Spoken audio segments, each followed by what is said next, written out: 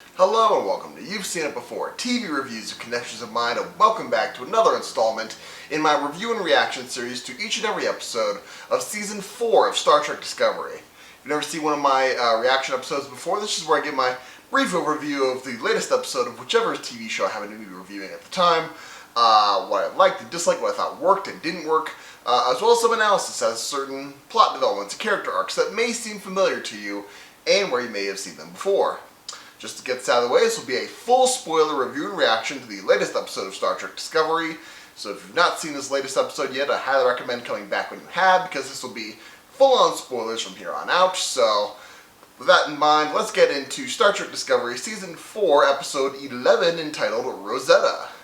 Now, this episode, we find the crew of Discovery, after having breached the galactic barrier, they now find they're heading towards a planet that is right next to the hyperbarrier where the species 10C is. They're in control of the DMA, and I believe they say it's about 29 hours before debris from the DMA starts to impact both Earth and Navarre, so clock is ticking.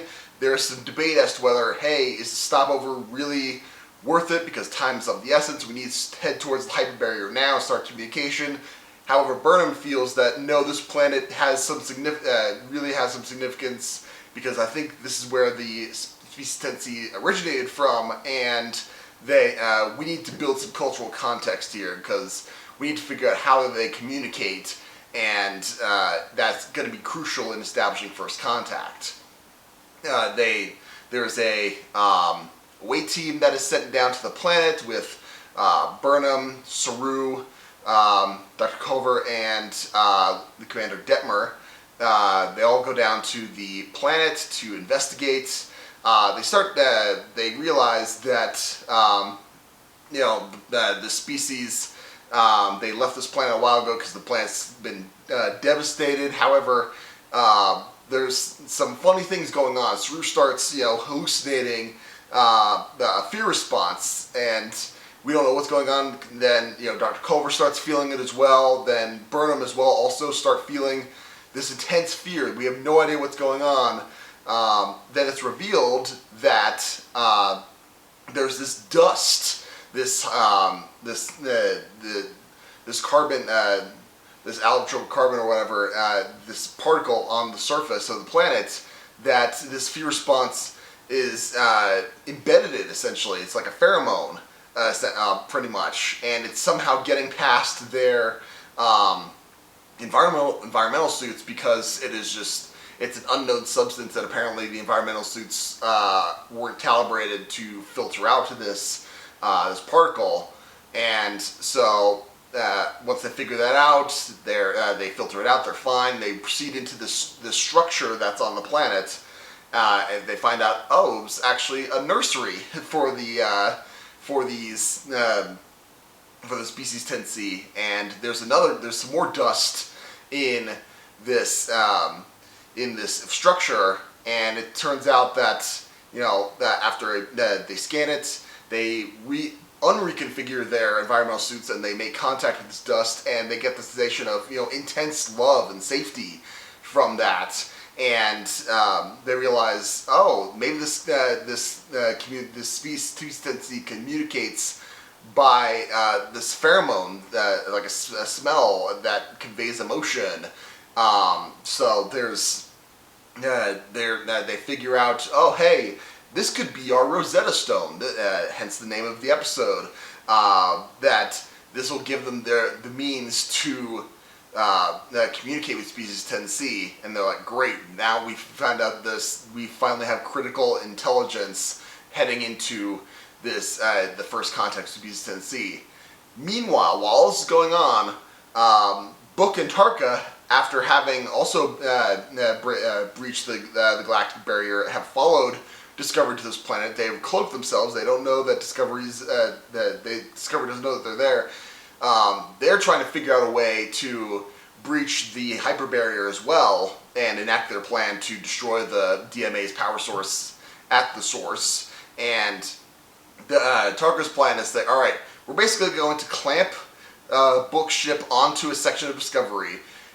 in order to evade detection, he's written a software patch that will basically deaden the sensors around the section of hull where the Book's ship is clamped onto.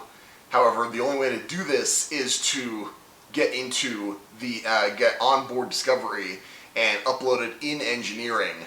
And so they both beam onto Discovery. While Tarka is dealing with this, Book overhears an exchange between the delegate from New Earth as well as the president of Devar, overseeing no, there's some tension here. How can we be sitting here playing around on this planet when we should be initiating first contact? Earth's in danger, and I'm worried. They're obviously worried about evacuation plans. Book comes to the idea that, hey, maybe I should try to win the general, the Earth delegate, over to our side and say, hey, you should keep us in the loop without telling Burnham or President Rillick that we're doing this, because hey, now you know what it's like to be afraid of losing another planet here. And Book essentially recruits the general to their side and say, hey, we'll give diplomacy a shot. Obviously, if it works, great, but if not, we're going to need this crucial intelligence to enact the plan to destroy the DMA's power source. And so now that's going on. Meanwhile, Tarka successfully has to create a distraction to empty out engineering of its personnel, including Commander Reno, but he gets discovered after he's uploaded the patch, and so Book comes back onto his ship. They've clamped onto Discovery. They're on their way to the hyperbarrier, but now Tarka has taken Commander Reno hostage, and so now that's a new wrinkle in their plan, and who knows how long it'll be before she's missed and they're discovered. So all that's going on. That was where we leave off this episode. I really liked that, this episode, it feels like it feels like a proper Trek episode again. Like I said, there's been a lot of those episodes in this season, but I really like, this is all about, just, it truly does live up to the name of Discovery. It's like, alright, we're investigating a new life form. How are we even going to communicate with these people? And, the mechanism of, pheromone-based communication, is something that I don't recall them really exploring in any Star Trek prior to now. There might have been something along those lines. The closest I can come up with going across this route is, early Star Trek Enterprise Season 1, I believe it was Vox Sola is the name of the episode, where they trying to communicate with basically a giant web life form, and its language is basically just frequency modulation on a mathematical scale that was so alien that they had to reinvent how to communicate with the thing. This is kind of similar to that as well, and also this made me think of really just Enterprise Season 3 in general, the Xindi arc, where you have the parallels are starting to come into focus, where Earth's under attack from an unknown life form. They send a Starfleet ship out there to investigate and make contact with them and learn all about them, because they know next to nothing. They knew next to nothing about the Xindi, and they know next to nothing about Species 10C, and now we're at the point where it's like, all right, we're gathering intelligence about them. We're trying to figure out how they work, and so we can approach them with this dialogue. So, Season 3 is probably the best season of Enterprise that we got, and so again, great to see the parallel here from that point. What I thought I didn't really like about this episode was the whole heist. It's not really a heist, but the heist element of Book and Tarka, infiltrating Discovery on this, just because that opens up way too many questions. First of all, they're concerned about, Zora is basically the sentient computer of Discovery. She wouldn't notice, that they beamed onto Discovery, so that felt a little, it felt a little contrived to get them on board Discovery at all to begin with, but also, they wouldn't notice at this point. Yeah, and so that felt a little odd. It felt that there were too many unanswered questions on that one. Also, when they're on, when the away team's on the planets, they figure out that it's the dust and the carbon compound or whatever that's affecting them, and that has this fear response. They reconfigure their environmental suit to filter it out, but why would they suddenly be back to normal again? Because, I mean, it's a chemical. It's it's in their bodies at that point. Wouldn't it still be affecting them even if they've already been exposed to it? So cutting it off is great, but wouldn't it necessarily not go away if it's already in their system? Again, that seems odd to me. But technical details aside, more hits than misses in this episode. Let's just put it that way. And really,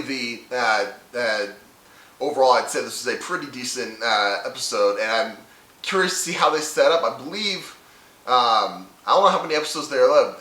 I feel like there's going to be 2 episodes left for a total of 13, and and I really hope that they do release them both on the same day, because that would be lovely. Just because they're setting a whole lot up, and I feel like you would need 2 episodes to wrap up all the loose threads that they're doing here. So overall, yeah, I like this episode. What did you think of this episode? Did you like it? Did you not like it? What about my analysis? Do you agree, disagree? Did I miss anything? I probably missed something. Let me know in the comments down below. Thank you so much for watching. I appreciate whatever audience I can get. Be sure to look for next week's review and reaction to the latest episode of Star Trek Discovery, as well as my next movie review, which will be for The Batman, which I'll be seeing here shortly, and getting a review out here this next couple of days here. And if you liked this video or any other video on my channel, please give me a like, share, and especially subscribe. I'd very much appreciate it. Again, thank you so much for watching, but just remember, there is nothing new under the sun, and yes, you have seen it before.